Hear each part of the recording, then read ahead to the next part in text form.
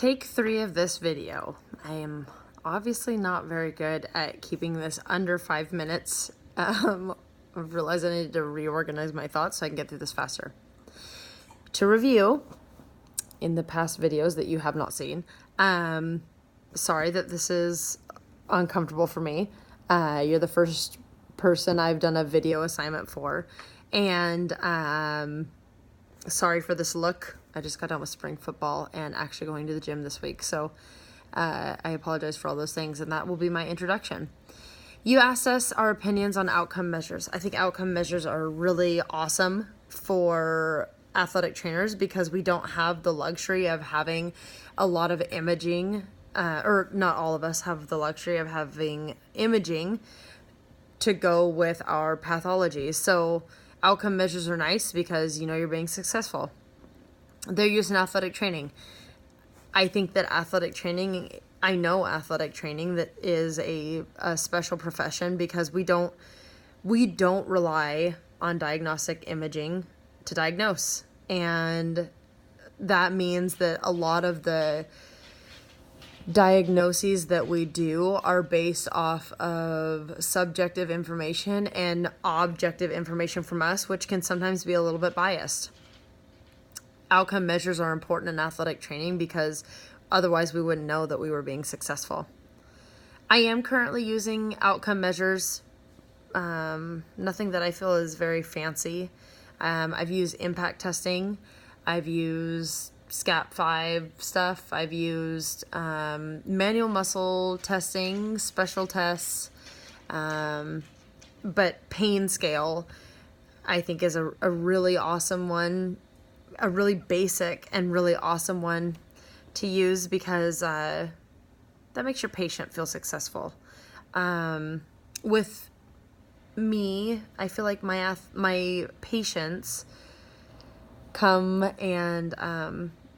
to me when they are in severe pain and not because they're dysfunctional per se. And maybe that's something that other professions get, but not in my setting.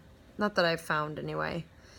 Barriers or challenge I see in the uses of those outcome measures. Like I said before, I think athletic trainers each kind of carry their own bias. So the very first obvious challenge that an athletic trainer could face is if somebody else did the evaluation, you're going purely off their notes. If you didn't get to see the patient before you go to do some progress with them, you might have a different idea of, how successful you've been or how much the patient has improved. Hopefully we're kind of on the same page with that, so it's not a huge challenge, but it's something that I wanted to take note of. Other barriers that we have that I face in my secondary school is budgeting and consistency. A prime example with that has been impact testing. We've had companies that donated an impact testing program to us and then had kind of a change of hands, and so we didn't have follow through with the impact testing, someone to take patients through it and then help us read it. So then I learned how to do it, but then we lost funding for perpetuating impact testing. So those are barriers. That's a really big barrier with outcome measures.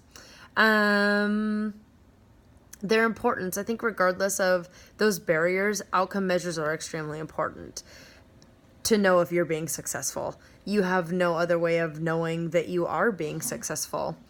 I think that I could take the time to use outcome measures more.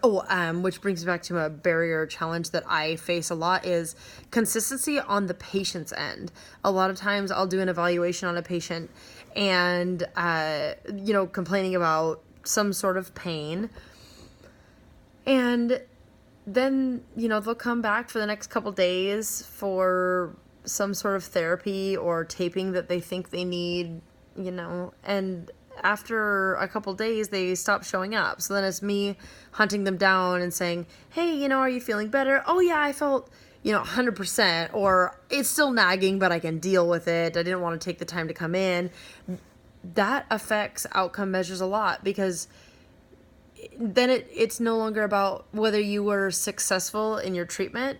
It was that your patient doesn't have buy-in, that they're not willing to come in anymore, or it's worth dealing with the nagging pain than to wait in a line of patients. And that's something that I face a lot as the only athletic trainer in a 2A high school. So I think that's a really, really big barrier challenge in the use of outcome measures. That does not mean it shouldn't be done, and that doesn't mean that it's impossible to track them down and put them through an assessment and see where you left off before you let them carry on with whatever choices they made to not follow up with treatment. So those are my opinions. I don't know how to sign this off, so I guess I'll just say thank you for listening.